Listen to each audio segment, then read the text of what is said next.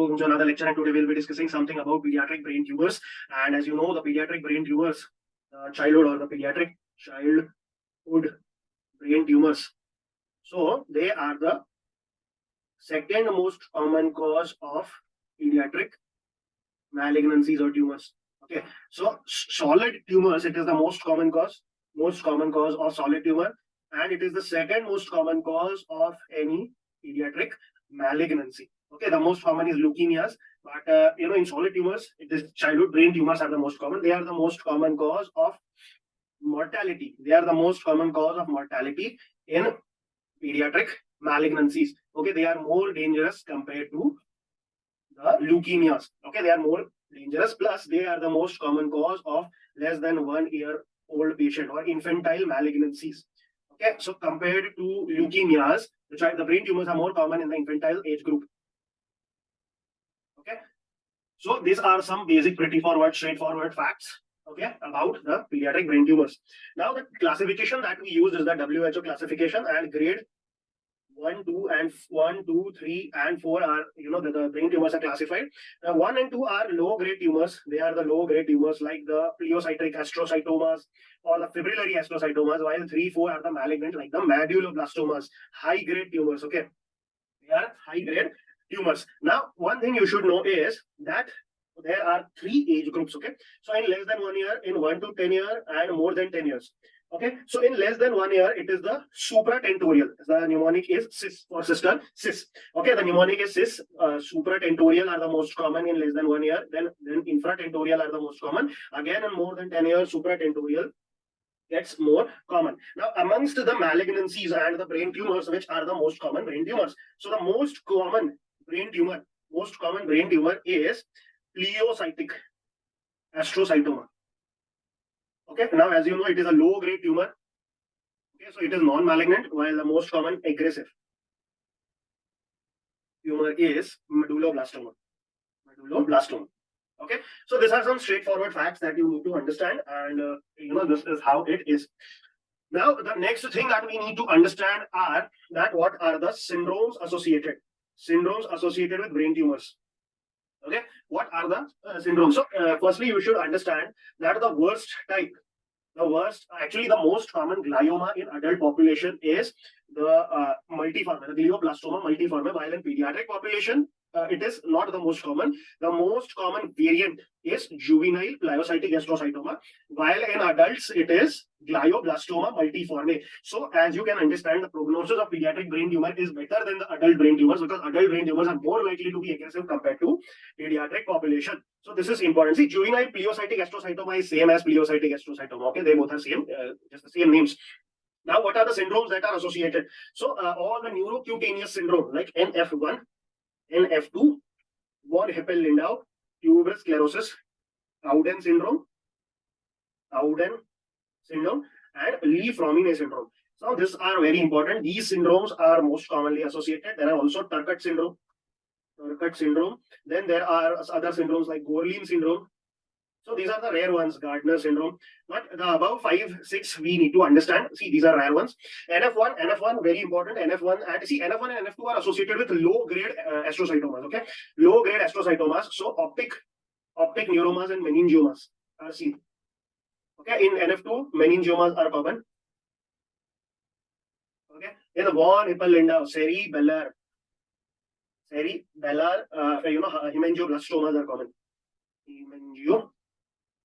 Blastomas. And in TS, Sega, subependymal giant cell astrocytoma, Sega, they are rapamycin sensitive Sega syndromes. Okay, Cowden and Lee-Frommine. In Lee-Frommine, we have astrocytoma. Lee-Frommine, we know that it is P53 abnormality, so any tumor can occur. Okay, while in Cowden, you have a syndrome known as Lhermitte-Duclos syndrome. Lhermitte-Duclos syndrome. Now, this Lhermitte-Duclos syndrome or Lhermitte-Duclos syndrome is a dysplastic gangliosarcoma of cerebellum. So it is a variant of Cowden syndrome, also known as Lhermitte-Duclos syndrome, where there are higher chances of having, the dysplastic gangliosarcoma. Okay. Now, as you can understand, the lower 4 are associated with high grade syndromes, while the upper 2 are associated with low grade malignancies. Okay. So this is the important fact about it. Now, as you can understand, the medulloblastoma is both in adults and pediatric most common aggressive tumor, and it has multiple variants like desmoplastic or anaplastic. So depending upon it might be even rhabdoid. So all the variants are there. Then there are some tumors which is known as ependymoma. Now it is the second most common embryonal tumor. Most common is medulloblastoma. So second most common is ependymoma, and ependymoma is usually between grade 1 and 3. So compared to the glioblastomas, compared to medulloblastomas, they are lower grade. Okay, and the most common site is posterior fossa. So it is another thing that you need to understand. It is usually in supratentorial region and maybe go down towards even the spinal cord. Okay, now what are the clinical features? Very, very important clinical features. Okay, how do the patients present with you? Okay, so we will be first seeing the few features, and then we will be seeing that according to the site or the location of the tumor, what clinical features the child might have. So clinical features are the most common clinical feature is headache, but in younger children, headache might not, be there. The child will not tell you about the headache. Okay. So in a younger child, the rapid increase in size of brain, like the macrocephaly, is the most common clinical feature.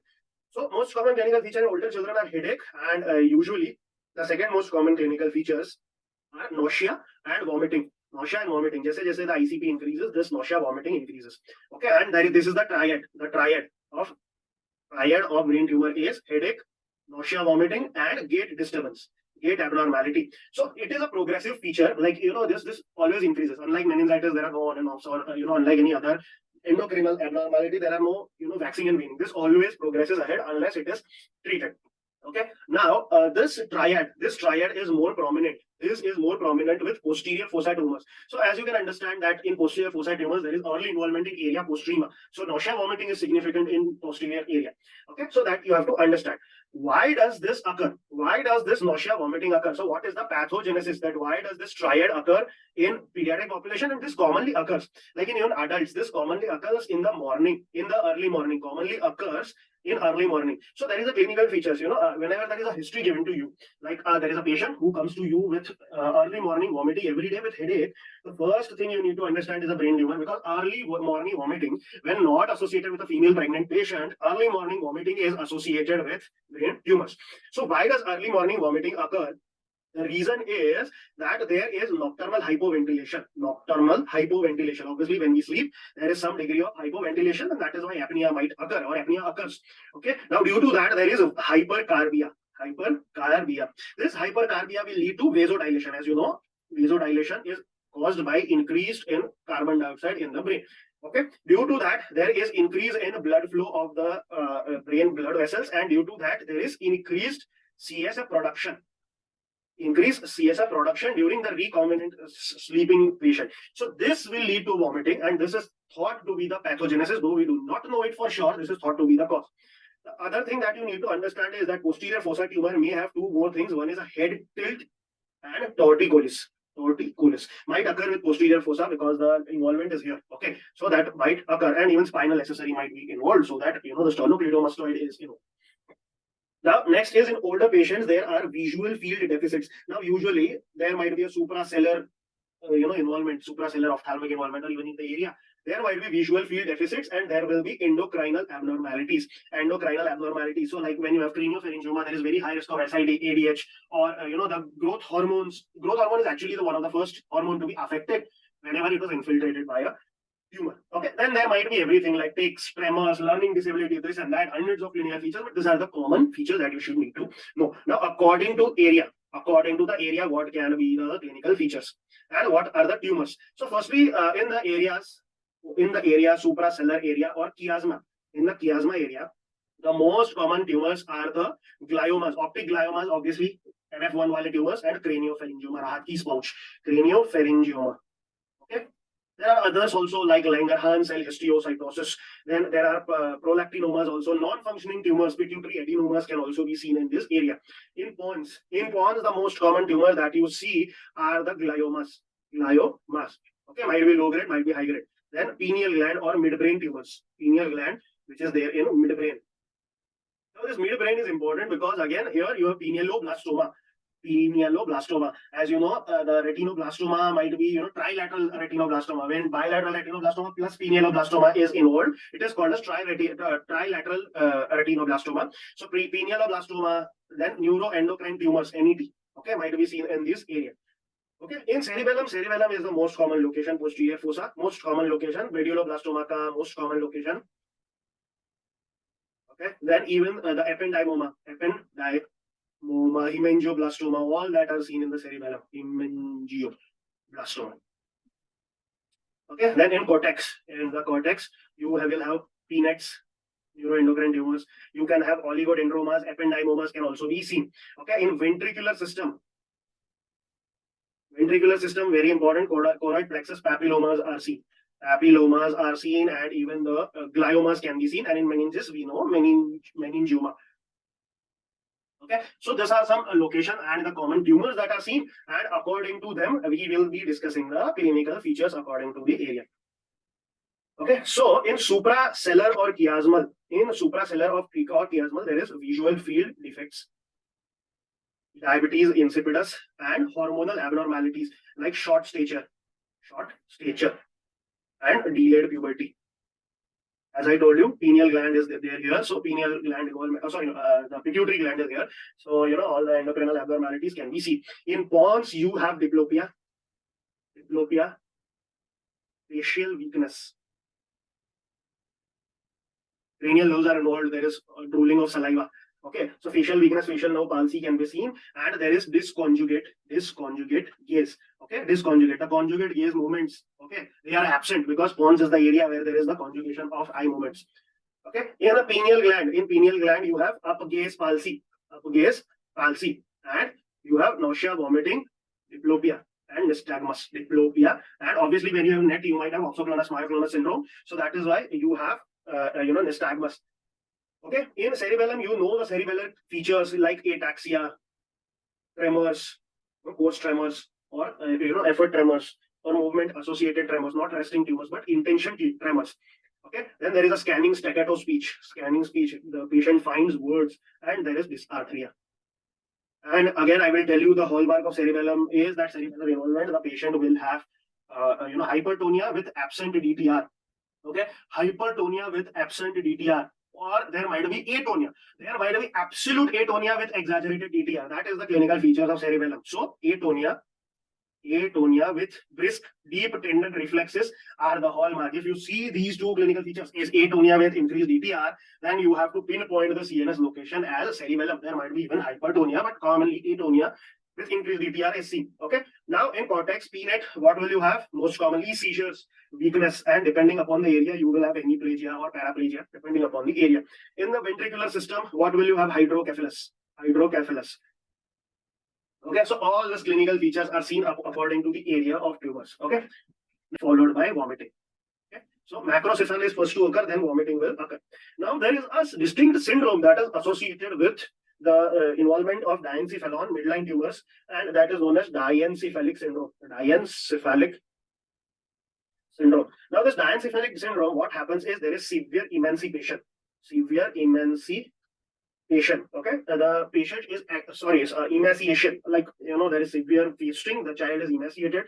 The child is absolutely wasted, emaciated, and there is intellectual abnormality, intellectual delay with normal linear growth.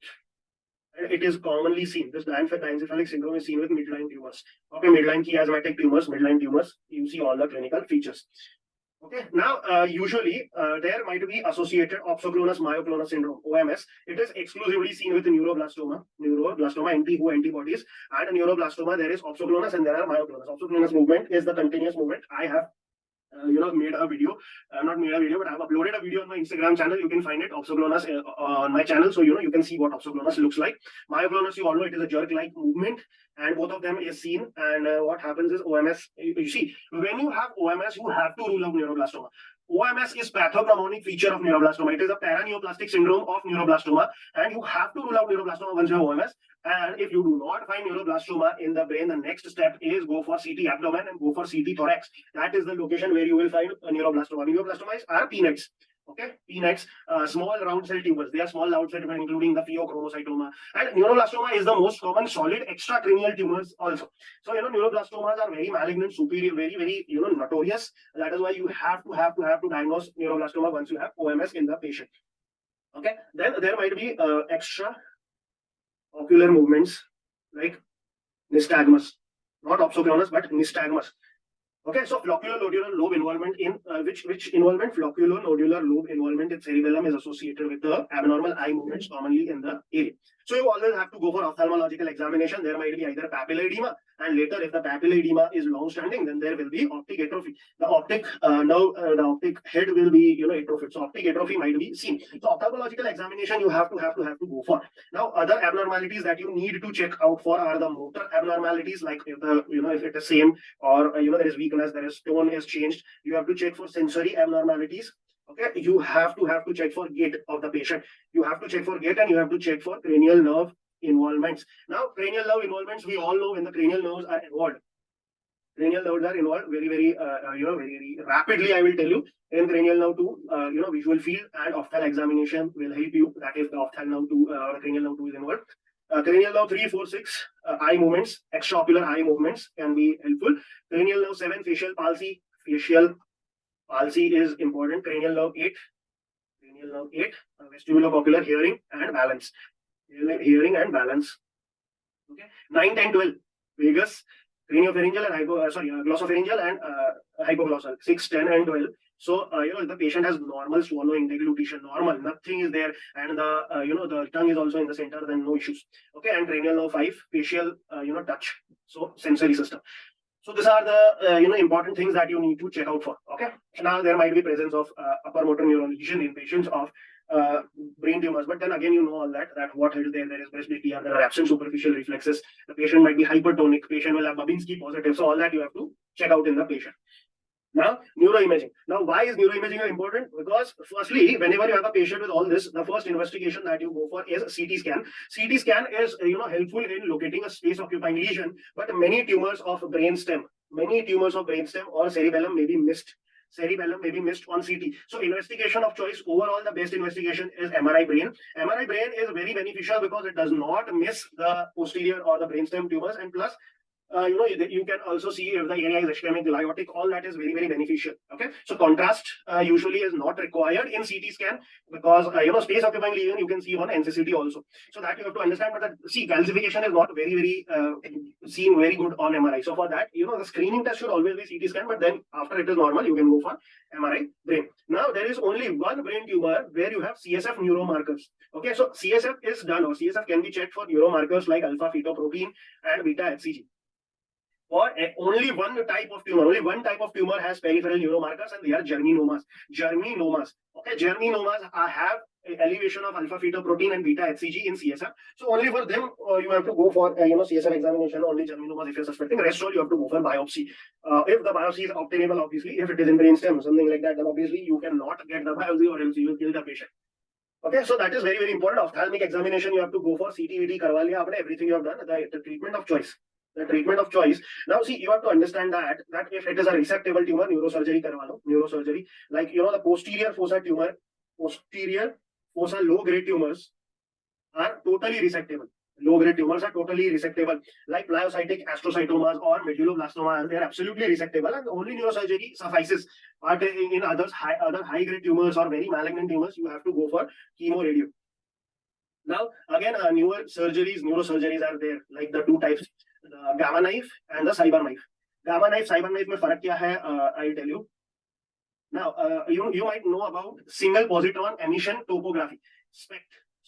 Okay, single positron emission contrast tomography. What is SPECT? SPECT is a basic version of it is a basic version of PET scan. Okay, cyber knife is equivalent to PET. So gamma knife and cyber knife, what they use is they use radiation to cut out the tumor. They use the radiation to cut out the tumor, and that is why it is very precise and it is very accurate. Yet it requires mastery. Obviously, it is not available everywhere. Now, radiotherapy might be required depending upon the patient's condition. Okay, what are the common drugs in chemo? Common drugs. So there is two regimens. One is 2-drug, and second is 4-drug therapy. In 2-drug, what do we use is carboplatin and vincristine. While when we use 4 drug, it is procarbazine, ioguanine, lomustine, nitrosoureas, lomustine, and vincristine. And as you know, the brain tumors, the solid brain tumors or the meningioma, the single drug that can be used is temozolomide. Temozolomide. Okay, so temozolomide is a common, a drug that can be used. And in the embryonal tumors, the radiation might be required in the embryonal tumors like ependymoma or embryonal rhabdoid or the other types of astro or medulloblastomas. Then you might require all this. So chemotherapy, radiotherapy, these are the basic drugs. Now, what are the side effects of chemo radio? Side effects. So early side effects. Obviously, if the patient went for surgery, then they might have headaches. Okay. For chemo, they might have reactions and neuropathies. Okay. They might also, after surgery, undergo seizures. Seizure prophylaxis has to be given. They might undergo seizures. And in case of radiation, then we know fatigue, nausea, vomiting. Fatigue, nausea, vomiting, and it is very severe vomiting. Like in cisplatin and carboplatin, they require granisetron. Okay, so that is very severe side effects. In late side effects, there is an entire list of late side effects which include endocrinopathy, hypothyroidism, growth hormone is decreased, ACTH is decreased. Okay, so this all might be decreased depending upon the involvement. Then there might be metastasis might be there. There might be vasculopathy, like Moya disease or meningitis might be seen. Permanent neurocognitive abnormalities due to gliosis, permanent neurocognitive abnormalities, sensory neural hearing loss, scoliosis, okay, osteopenia, epilepsy. Okay, psychiatric abnormalities like mania or depression, psychiatric abnormalities, ophthalm abnormalities. Okay, so all these clinical features might be seen in patients who have undergone the treatment for the the patients who are having the tumors and they have undergone the therapy. Now, some things other that you need to understand, some few one-liners. One is that there is medulloblastomas. This medulloblastoma have a phenomenon known as drop metastasis. Now, what is this drop metastasis? Brain में tumor has, so the tumor might metastasize, and when the tumor gets heavy and it falls off, like if it is there in posterior fossa and some cells fall off to the spinal cord. So this is a variant of METS which is known as drop metastasis that might occur in patients with medulloblastomas. There is also a surgery known as the Chang surgery. Now here this is a debulking surgery. So there is, this is when you have a brainstem involvement.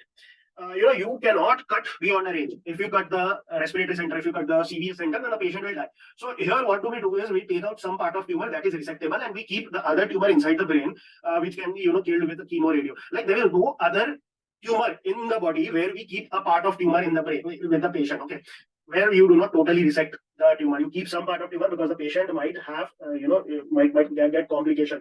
So Chang surgery and Chang staging system both are used for medulloblastomas.